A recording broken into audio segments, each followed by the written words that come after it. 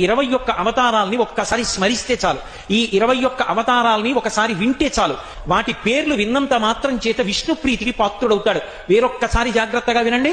మొట్టమొదట ఆదినారాయణుడు సనకసనందనాదులు, దాని తర్వాత వచ్చినటువంటిది యజ్ఞవరాహావతారం, యజ్ఞవరాహావతారం తర్వాత నారదుడు, నారదుడి తర్వాత నరనారాయణుడు, నరనారాయణుల తర్వాత వచ్చినటువంటిది కపిలావతారం, కపిలావతారం తర్వాత దత్తాత్రేయావతారం, దత్తాత్రేయావతారం తర్వాత యజ్ఞావతారం, యజ్ఞుని యొక్క అవతారం తర్వాత వృషభావతారం, వృషభావతారం తర్వాత వచ్చింది పృథుమహారాజు గారి అవతారం, పృథుమహారాజు గారి అవతారం తర్వాత వచ్చినటువంటి అవతారం మత్స్యావతారం, తర్వాత కూర్మావతారం, తర్వాత ధన్వంతరి, తర్వాత మోహిని, తర్వాత నరసింహుడు, తర్వాత వామనమూర్తి, తర్వాత పరశురాముడు, తర్వాత రాముడు, తర్వాత రామచంద్రమూర్తి, తర్వాత బలరాముడు, బలరాముడి తర్వాత కృష్ణ భగవానుడు, కృష్ణ భగవానుడి తర్వాత ఏకకాలంలో 2 అవతారాలు ఉంటూ ఉండొచ్చు వీటిల్లో.